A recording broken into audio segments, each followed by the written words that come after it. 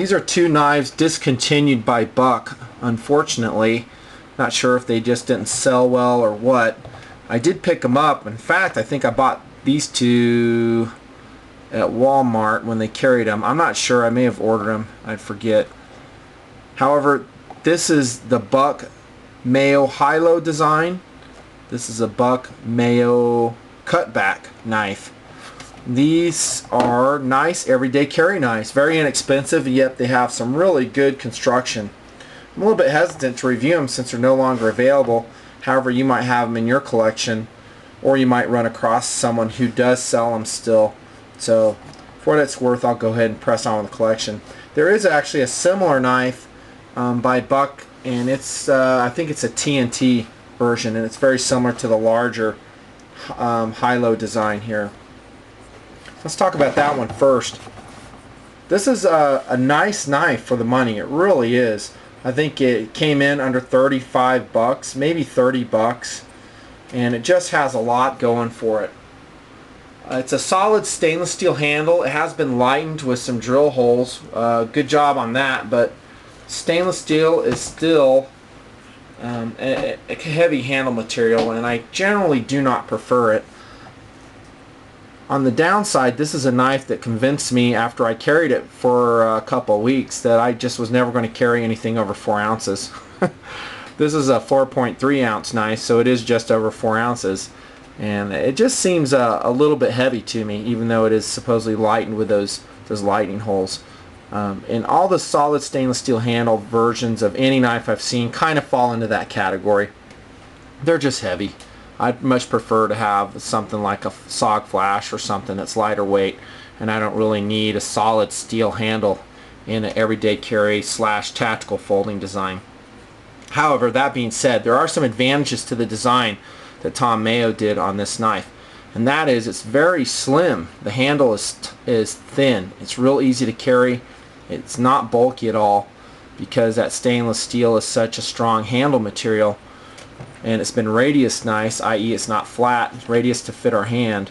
It's actually a pretty thin material, and because it does have a very high strength, it doesn't need any reinforcements. So that's good. It's a thin knife. How about the blade?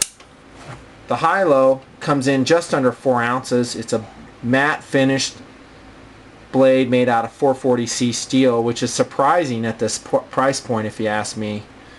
I think some are also made out of a 420HC steel. This one, of course, like all my knives, has been sharpened. The edge as it came was inadequate. It needed some definite work to be brought up to being hair shaving sharp. And hair shaving sharp, this one definitely is. Here's a piece of paper here.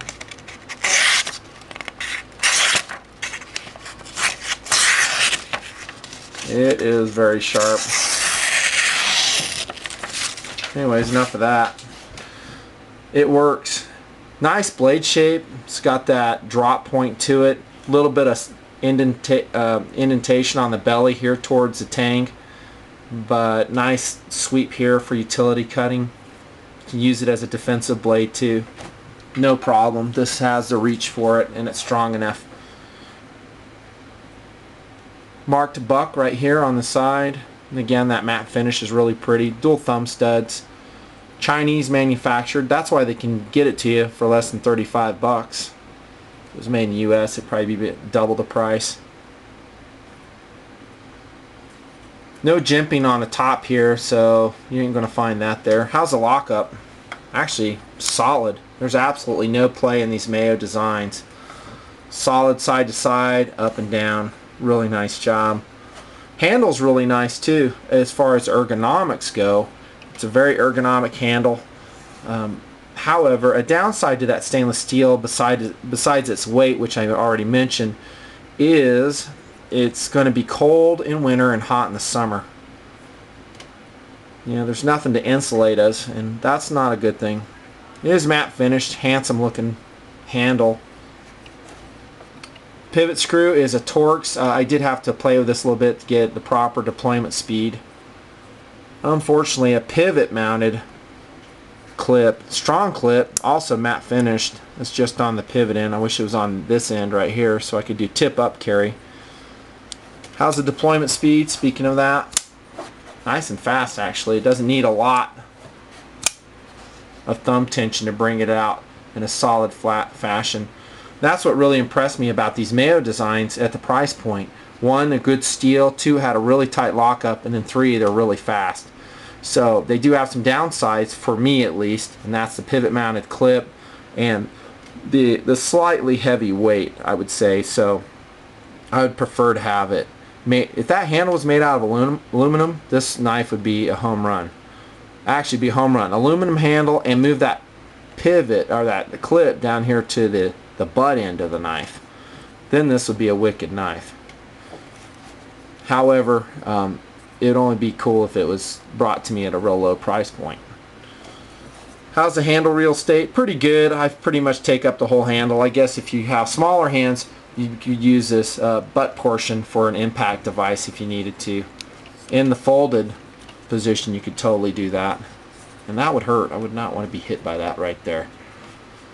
It would be debatable whether that's lethal or non-lethal hit. Torque screw secure the 2 halves of the handle together. It's open open pillar construction, so it won't gather any gunk in it. For 35 bucks, that's an amazing knife, really.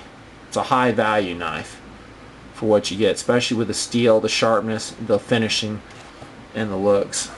Now, its little brother, the Cutback, is the same knife, just shrunk. It's got a 3 1/4 inch blade on it, and actually as an everyday carry knife, this is the better option. Maybe if you want a tactical knife, more defensive purposes in mind, this Hilo would be my preferred option. But for EDC, this is what I carried and have carried. And this one's lighter, 3.3 ounces, so for me it's doable. Has all the same features, it's just shrunken down, smaller blade, and a smaller handle. So here's the 2 knives side by side. You can see it is slightly smaller. It's a shame that they don't make it anymore. For the money, these were excellent knives. However, I understand it. Actually, seems like all manufacturers have limited designs, limited runs on their designs, I should say. So again, if you see a knife you like, add it to your collection. Otherwise, you may never see it again. So that's these 2 knives. They're great everyday carry options if you can find them. I know they're out of production.